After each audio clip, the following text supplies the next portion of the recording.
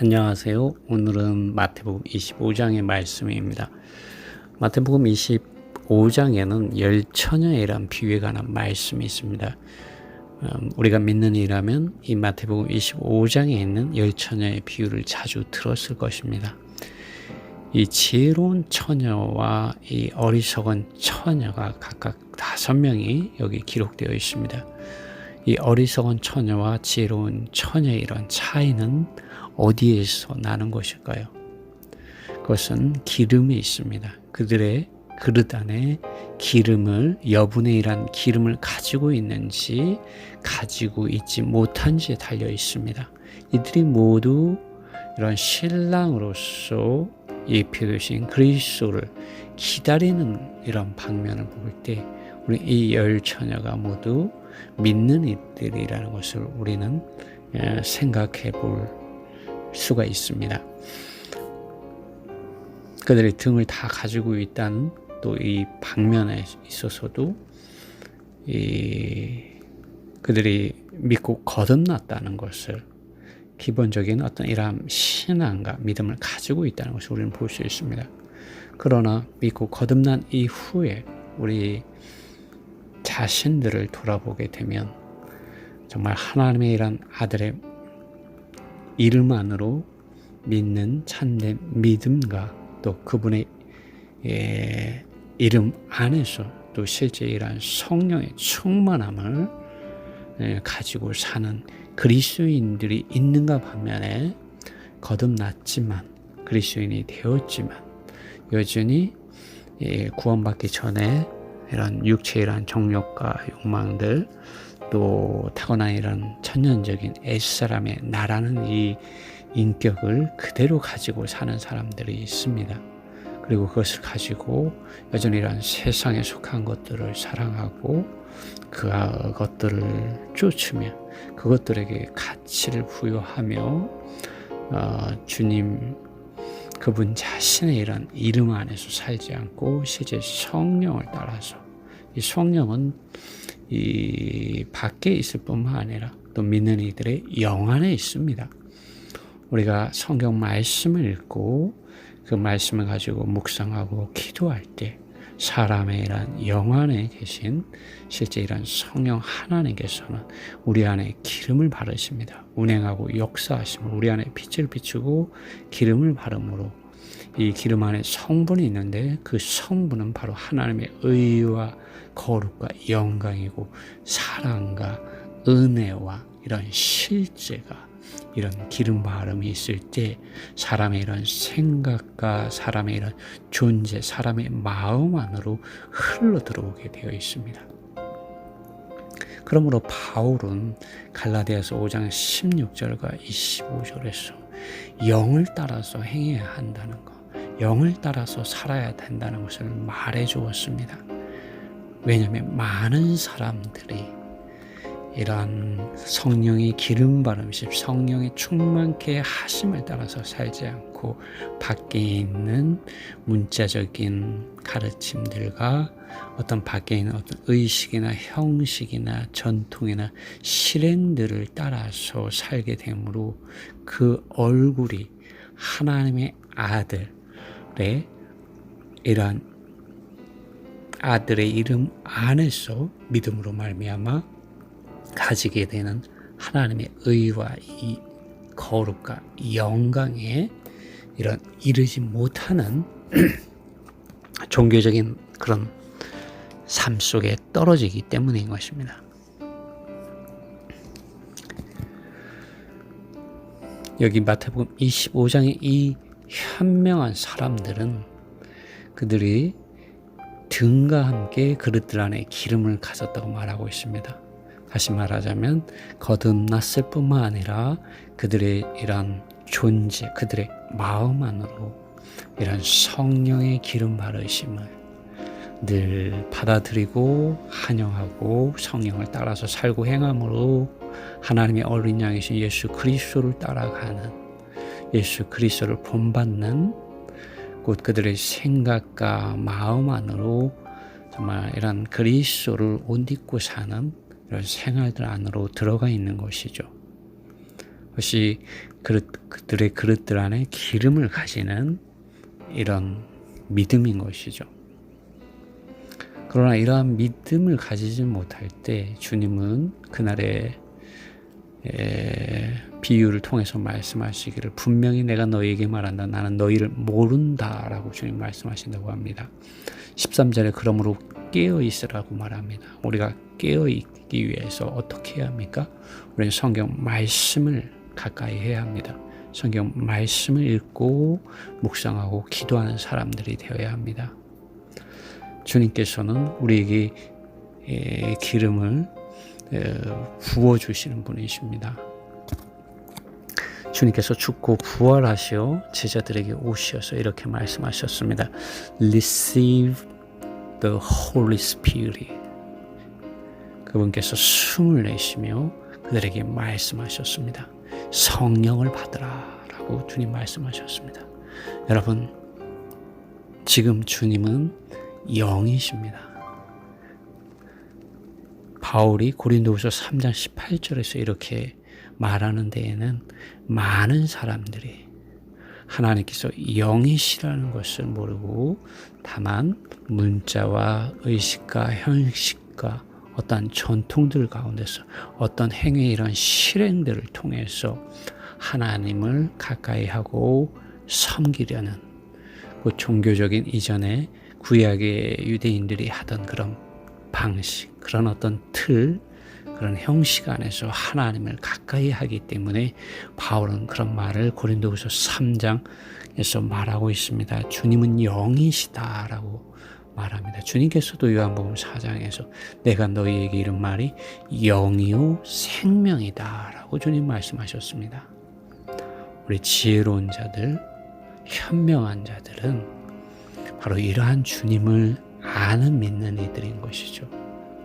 그들은 말씀을 읽고 이 성경 말씀을 가까이 하고 사랑하고 읽고 묵상하고 기도하는 사람들인 것이죠.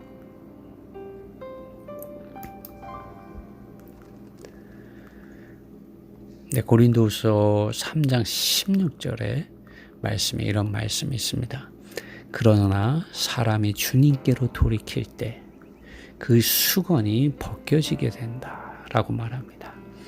이 수건은 이 모세익을 구약의 이런 성경 말씀, 그 다음에 이런 구약의 성경 말씀을 지키기 위한 많은 어떤 그 사람들이 가르치는 이런 그 도리, 지켜야 하는 어떤 그 예의가, 어떤 규범들이 유대인들에게 있었습니다. 사람들이 그 글을 읽을 때 그들의 눈이 가려지게 된 것이죠. 그러나 이 17절의 말씀에 지금 주님께서는 영이시니 주님의 영이 계실 때는 거기에 자유함이 있다고 바울은 말하고 있습니다. 조금 전에도 말씀드렸지만 주님은 이제 더 이상 문자와 어떤 형식과 바뀌는 의식과 어떤 규범들 안에서 도덕과 윤리 안에서 우리에게 선한 행위를 요구하시는 분이 아니시라 주님께서는 우리에게 그분 자신의 영, 곧 성령을 그분의 이름 안으로 믿는 이들에게 넣어주시어 이 성령 안에서 자유케 하시는 분이십니다. 바울은 로마서 8장 2절에서 그리스도 예수님 안에 있는 실제의 이러한 성령의 법이 나를 죄와 사망의 법에서 해방하였다라고 선포하였습니다. 여러분, 바울을 죄와 사망, 곧 죽음의 이런 법에서 해방시켜 준 것은 유대교, 그가 바리새인으로 있을 때 그가 배운 학문이 아니었습니다. 그가 받은 8일 만에 받은 할례가 아니었습니다. 또 유대 종교가 가르쳐준 어떤 규범을 지킴으로써가 아니었습니다. 오직 그리스도 예수님 안에 있는 실제 성령의 법이 그를 영 안에서 거듭나게 하여 그리고 성령을 따라 살고 행하게 될 때 그가 알게 되고 체험하게 되고 이 소유하게 되고 살아내게 된 이런 성령의 법 안에서의 자유함이었습니다. 그가 구원받은 것은 밖에 있는 이런 애길이 아니라 그리스도 예수님 안에 있는 실제 성령을 통하여 사람들 안에 가져오신 주님의 이런 새로운 이런 사역이었죠. 주님은 그것을 새 언약의 사역이라고 히브리서 8장에서도 말씀하고 계십니다. 그날엔 내 법을 저희의 생각과 저희의 마음에 넣어주고 기록하리라고 히브리서 8장 10절에서 주님 말씀하고 계십니다. 이 바울은 그러한 그 주님 안에서 본 이러한 계시와 이러한 이상 안에서 고린도후서 3장에 이런 마지막 부분들을 기록하고 있습니다. 우리가 주님 그분 자신께로 돌아가야 한다. 영이신 주님께 돌아가야 한다라고 말하고 있습니다. 18절에 보면 이렇습니다. 오직 우리 모두는 수건이 없는 얼굴을 가지고서 여러분의 얼굴이 어떻습니까? 수건이 덮여 있습니까? 여러분 어떠한 생각과 사상과 관념과 철학들, 종교적인 어떤 많은 의식과 형식과 규범들의 이런 틀 안에서 어떤 실행의 행위들 안에서 여러분 갇혀 있습니까? 그렇다면 여러분 수건에 덮여 있는 것입니다. 바울은 18절에서 오직 우리 모두는 수건이 없는 얼굴을 가지고서 거울과 같이, 여러분 거울이 깨끗하잖아요. 이 거울과 같이 우리의 이러한 생각, 우리의 이러한 감정, 우리의 의지는 이제 주님을 바라봐야 합니다. 거울과 같이 깨끗하게 다른 어떤 그 그림자들이 우리의 생각과 감정과 의지를 장악하고 점유하지 못하게 함으로 거울과 같이 되어서 오직 주님의 영광만을 주목해야 합니다. 어떻게 우리가 주님의 영광을 주목할 수가 있습니까? 그래서 우리가 매일 성경 말씀을 읽고 묵상하고 기도하게 될 때 우리는 주님이 영이시다고 말하는 이 바울의 이런 체험들 안으로 들어가게 되는 거죠. 성령께서 우리 안에서 기름을 바르시고 주님이란 세미한 음성을 살아있는 말씀, 살아있는 하나님, 아브라함과 이삭과 야곱의 하나님의 이런 음성과 그 의와 거룩과 영광을 주목할 수 있는 시력을 우리에게 회복시켜 주시는 것이죠. 그래서 우리가 거울과 같이 주님의 영광을 주목하게 된다는 것이죠. 그렇게 될 때 바울은 말합니다. 영광으로부터 영광 안으로 변화되어져 가고 있으니 이스라엘 백성들은 40년 동안 광야에서 이러한 주님의 영광을 바라보았습니다. 그들은 영광을 향한 그런 여정을 하고 있었던 것이죠. 그러나 그들의 이런 여정 가운데 그들의 마음이 주님을 떠나서 다시 애굽으로 향할 때 그들은 이 애굽 광야에서 방황하게 되었던 것이죠. 애굽을 향하고 또 그들 자신의 육체를 따라 살고 향하고 우상을 섬김으로 하나님의 말씀을 불신함으로 그들은 광야에서 쓰러지게 되었던 것이죠.